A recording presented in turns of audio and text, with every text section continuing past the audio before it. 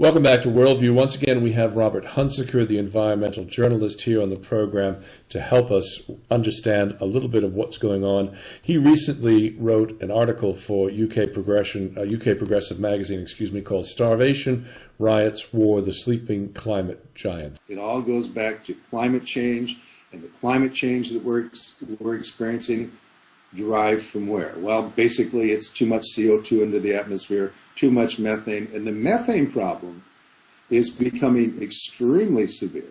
I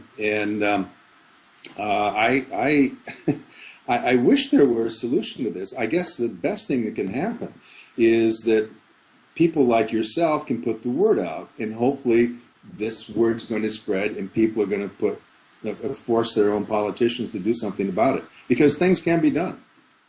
Now, Robert, I want to talk a little bit about what's going on at the Arctic. I mean, we've talked a lot in the past about, you know, the melting of the ice cover up there in that part of the world and its consequences. Let's talk a little bit about the AMEG situation and how you have these sniffer planes out there. I think a lot of people aren't aware about what's going on and what their mission is to flying over that melting permafrost, and why is it we should worry about this? AMEG stands for Arctic Methane Emergency Group, which consists of a group of the most esteemed climate scientists in the world.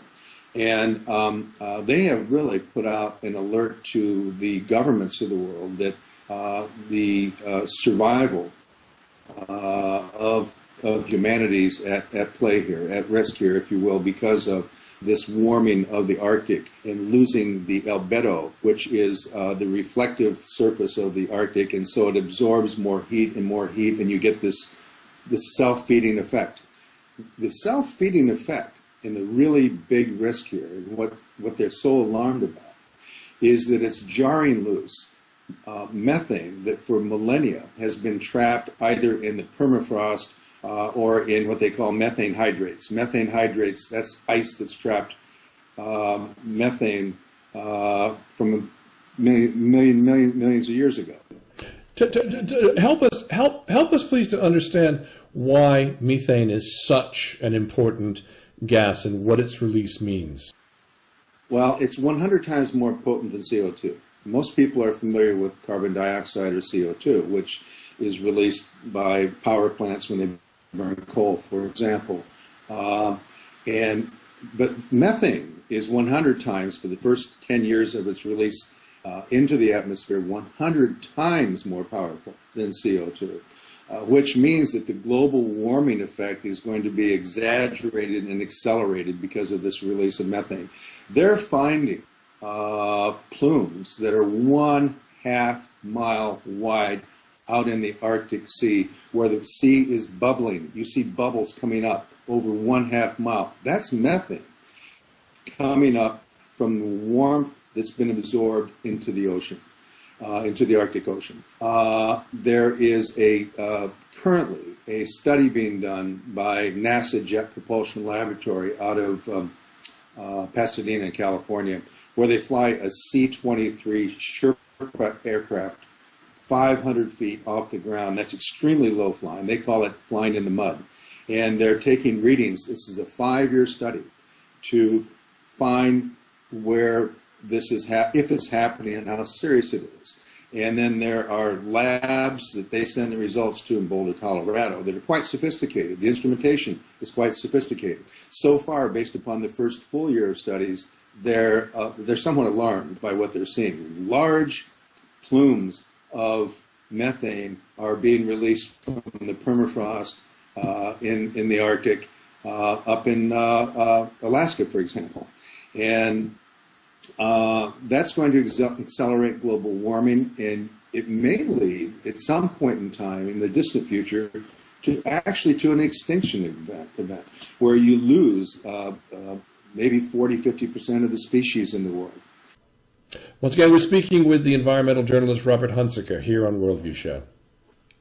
You talk about you talked in the last segment that we did about the changes in the jet stream. Like, for example, I know we've seen a period of 90-degree temperatures up in Alaska, which seemed, totally absurd, but it has indeed happened. And, I'm worried and want to understand the relationship of the jet stream to these superstorms that we've been having, like Hurricane Sandy, for example, or the Oklahoma tornadoes. These all appear to be the new norm in weather. Are these related to this methane release in the Arctic, or is this something else? Yes, it's all interrelated. The climate and weather is all interrelated. It always has been, always will be. The difference between the two is climate is long-term weather. Weather itself is a short-term event. The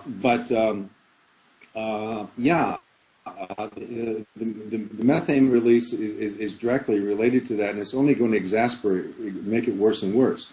The jet streams are impacted by the warmth or the coolness in the Arctic, and you've probably heard hundreds of times the news forecasters say, the people in the Midwest of the United States, brace yourselves, you've got an Arctic cold front coming down. Well, one of the things that's going to happen, just to give you an example of the food impact, is in Kansas, for example, they grow winter wheat. They need freezing conditions for winter wheat.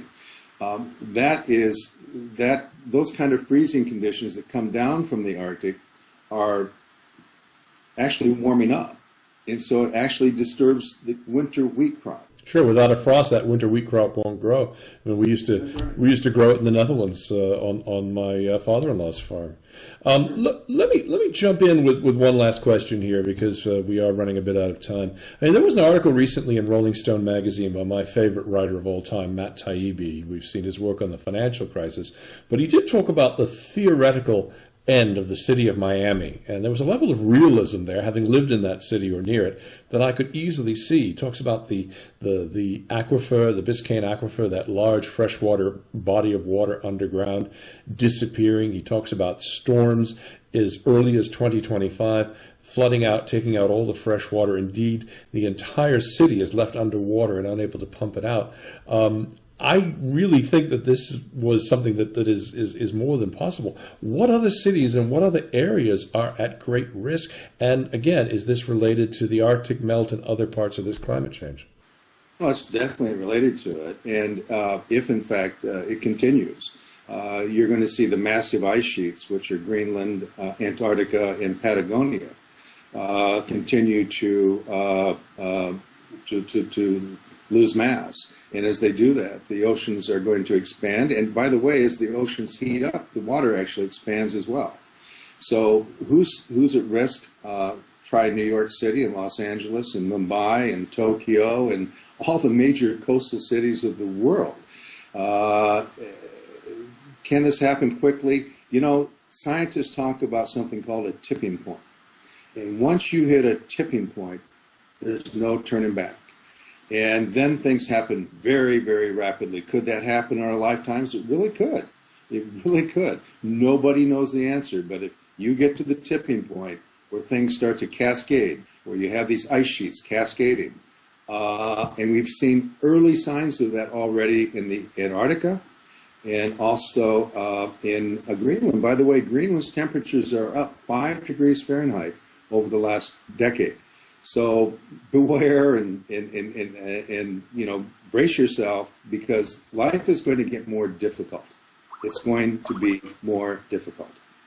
Well, here in the UK, we have several ministries that on one hand are beginning contingency planning for global famine and mass population displacement events, while the other half of the UK government is embracing, wholeheartedly shale gas fracturing. So go figure, it's all crazy. Once again, Robert, you've managed to scare the living daylights out of me. I hope someday to have you on the program where we can just have a friendly chat about, cliff beach walks. Thanks for being here. Thank you. Bye-bye. We've been speaking with Robert Hunziker. He's an environmental freelance journalist who writes features for our sister publication, UK Progressive Magazine. You're watching Worldview with Dennis Campbell. Stay right here.